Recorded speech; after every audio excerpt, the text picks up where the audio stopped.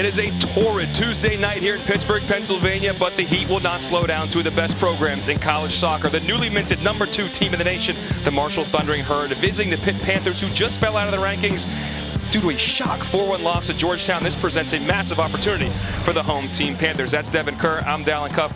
Dad, we talked a lot about this in college soccer recently. The changing of the guard. The Blue Bloods are still always there, but the Thundering Herd and the Panthers were nationally irrelevant years ago. Now 3 straight quarterfinal appearances in the NCAA tournament, 2 college cups for the Panthers, and a national championship for the Thundering Herd in 2020. The whole thing has changed. Yeah, they're not 2 good teams. They're 2 great teams. But how do we actually get to this point? Because the numbers speak for themselves when you look at overall total wins. Marshall 35 coming in at a tie for 10th. Pitt 41 coming in at a tie for 4th. But it's the recognition by these head coaches and Vidovich and Grassi, both Marshall and Pitt, that they need to expand their horizons on how they're going to recruit. They're not fighting for the blue blood freshmen coming out of high school. They're looking internationally within the transfer window, which has allowed them to move their way up the list and compete with some of the best in the business. But let's talk about Pitt and exactly what it looks like in 2023. You lose 67% of goals. You lose the ability to have leadership. That's the biggest one of me. Starters, okay, but guys that weren't within this program, the Bulldogs like Jackson Walty, Valentin Noel, Jacques Hassan, the guys that pushed everybody else, that made you uncomfortable. So when you got to those places within a match, you weren't good. You took another step up above, which is why they've been to 3 straight Elite Eights. So that leader looks to be Filip Mirkovic. At least that's the hope. He's only played in 2 games because he picked up a red card in the first one. But this is a guy who led the ACC in assists last season. Beautiful vision, can strike a great dead ball. The real question is going to be, when push comes to shove, can he throw the 10 on his back and push them to a result? A senior from New York City, they're going to need that. Now, Marshall, they lost a number of key guys, but they have a nucleus still of experience that they bring back down. My favorite part about this Marshall team, though, is that Thundering Herd is now coming off the bench, right? 15 guys that come back from last season are now role players. They are trying to find a way to be incremental in their opportunities given, because right now, tonight, 7 of 11 that you're going to see from the starting lineup weren't even on the field for Marshall last year. Chris Grassi knows how to recruit with the best of them. He's gotten transfers as well, but do not sleep on a guy. And Matthew Bell up top, his role has changed this season. He's going to play more of the false 9, given more freedom to float. Last year, an out-and-out number 9 striker. How does that look so far? Well, he had 10 goals in 19 games. He's already got 4 through the first 3. Not a bad start. You saw all the shots that they put up. They're averaging about 22 per game. They may not have as many as this match. So when the opportunities are more finite, what can you do with it? That's going to be the question for them, and they've struggled with a bit of execution so far in this match. Well, Almash on it on the turnover. It looked like Noah Hall could have something. Now he's won. We won with Mercado. May get to Bell. It does. Bell cuts it back. Bell's still there. Looks for Garcia Pascual, and he lights the lamp. Another goal for the transfer from Coastal Carolina, right off the timeout, on the counter. And these 2 dynamic goal scorers do it again.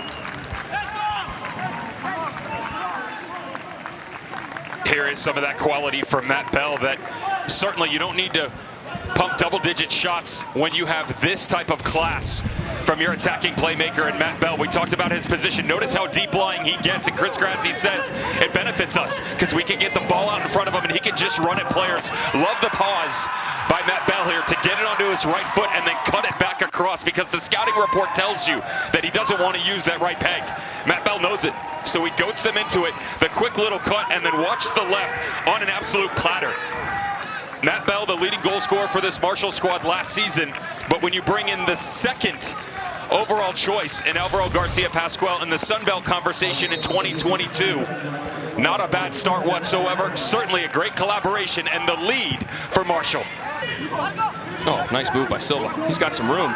He's going to give it a hit. Oh, great save by Carter. That was destined for the back of the net, if not for the sophomore from LA. A second-year player who didn't see any action last year, but there was no doubting his talent whatsoever. Set the Mission League record coming out of high school for Loyola with 0 goals against in 12 games, and that's why. Watch this full extension stave.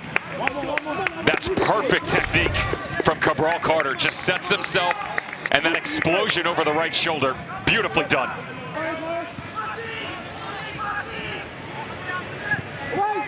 Anderson looking for Thorson, brings it down nicely. Great block again by Fujita, 2nd time this match. Thorson uses his body, he got an opportunity, Kozamura! That's the response Jay Vidovich wanted.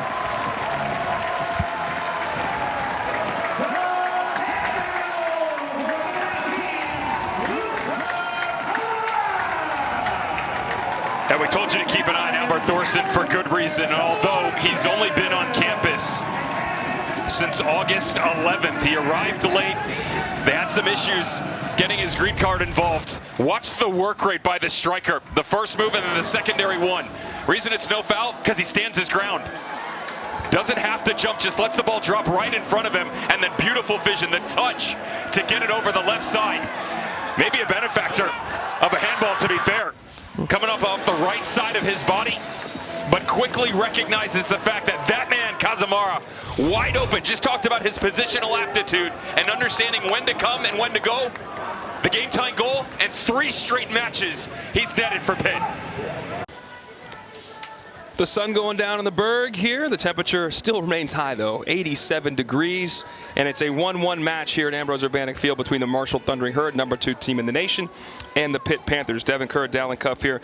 Transfers and newcomers coming into every league is so critical in every sport in college sports right now. Who are some of the guys you're watching coming into ACC men's soccer? Immediate impacts is what you're going to get to. Alex Meinhard, the Estonian coming over from Tulsa, great program. The bad news, he did his ACL twice. The good news is he's going to be 25 years of age right now, and 29 goals in 39 career games. Saw him get drafted last season to Nashville. He'll be back to help out Clemson, and the Tigers start to roll once again. Another one, Yoran Gerbey. Now he plays a different role coming over from Oregon State, but the Pac-12 Freshman of the Year in 2021, Player of the Year in 2022. That deep-lying possessional aptitude that Mike Noonan likes at Clemson, he'll fit right in. Who else? Josh Blues to the national champions. That's right, the rich get richer. I like him because he can play on the back line as a center back. He's got a tall presence. That's how he scores a lot from set pieces, but he's a 6-by tread. He changes the entire dynamics of what Syracuse are looking to do possession-wise. 51 appearances for Villanova, and has been great so far to an unbeaten start to the season for the Syracuse Orangemen. What could be the Player of the Year is Forster Ojado, and I'm not just talking about in the ACC. I'm talking a National Player of the Year, Matt Herman contender. Transfer from Dayton. He had 7 goals in 2022, 12 in his career. He's already got 5 in the first 4 matches for the Duke Blue Devils and John Kerr Jr. Speed, vision, his runs off the ball, absolutely incredible. Not to be outdone, an interesting one that is going to be the complement for Leo Afonso up top for the University of Virginia. And it's Mo Chiam, an Oregon State transfer, led the team in goals and assists. The key word is complement. You don't need him to be the out-and-out number 9. But paired next to one of the best in the ACC and Leo Afonso, that is a pair that you have to be very scared of. But let's take a look at some of the younger guys that have come in, true freshmen. You've seen Albert Thorson tonight and what he can do. The assist on the goal for Pitt, great work. I look at Julian Eystone taking the reins for Elliott Hamill at Duke, a team that was one of the top 5 best defenses in the nation. This is a kid who was the #1 ranked goalkeeper in 2024. What did he do? Yeah, he reclassified, ended up as the #3, and is the starter right now for the Blue Devils. Only .75 goals against average 1 through 4. Sean McDowd is another interesting one on the back line. We talked earlier defensively for Notre Dame, how good they were in 2020. That was because they were incredible on the defensive front. Sean McDowd has already had a couple of starts. And last but not least, Marcos Esco for Mike Brizendine in Virginia Tech talks about a generational talent that won't be around for 4 years. Better keep your eyes on him. Should be great in the final third for the Hokies. Some freshmen to watch. I already said that transfers are all huge. Well, both our goal scorers in this game are transfers. Kozamara and Garcia Pascual. Second half kick next.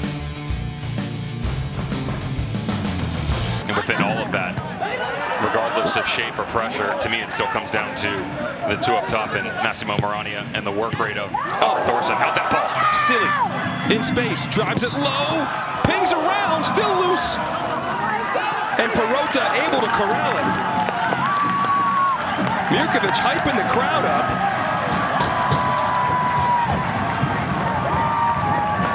And the crowd responds as they can feel it starting to turn. Oh, it's the pressure once again. Hold up play by Morania. They win the turnover, and then there's the numbers high. Just very quick, very efficient. Beautiful ball back across. To be fair, Albert Thorson doesn't get the best touches on it. He knows it. But even off the deflection, you force the goalkeeper to make a save here. Mirkovic in space. Fakes it. To his left, just over the goal. This has become a staple for Filip Mirkovic, that little half-chance fake that he pulls out of everybody, and he'd certainly prefer it on the other foot, but watch how calm he is, the demeanor. First touch, perfect, gives him the ability to really choose which direction he wants to go. But as he cuts it, it's just a little bit away from him. He wants to hit this in full stride, and as it's moving away, his posture just comes back a touch.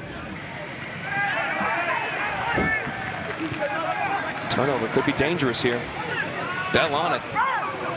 Panthers lunging in, but he maintains possession. Omesh driving. Omesh hit, deflected, it's in! Off Lefebvre. Opportunity created by Omesh. Cutting inside. And the Thundering Herd go back up 2-1. The senior from Paris, the transfer from Albany. Newcomer of the year last year in the Sun Belt, delivers here on the road at Pitt. Primarily because of his distribution from the outside wing, who had 9 assists, but confidence has certainly grown here. Watch the one-on-one. Now defensively, you're trying to push him to the end line, but the support that comes on the weak side from Kozamara is a bit off. You cannot allow him to cut back to the interior. Creates a one-on-one that you're just asking for problems, and yes, there's an initial deflection, certainly the touch by Matthias Lefebvre, and almost impossible for Cabral Carter, who does everything he can to get to that back post strike. Unfortunately, the redirect, and Marshall back out in front. Still go back to the tactical move that they made. It's certainly taken a couple of different sequences out of it, but getting Okiyoshi deeper. Oh, great ball opportunity to put it away! And that may be it! Silva, the substitute, the sophomore from Pennsylvania, puts it away and gives the Thundering Herd a 3-1 lead.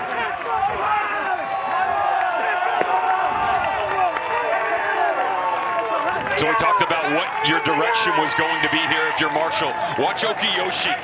Just talking about the positional change that was about 10 minutes ago. As he comes deep, he gets the ability to put the pressure on. Watch him come all the way back across. Eliminated the first ball out, so they have to come to the outside.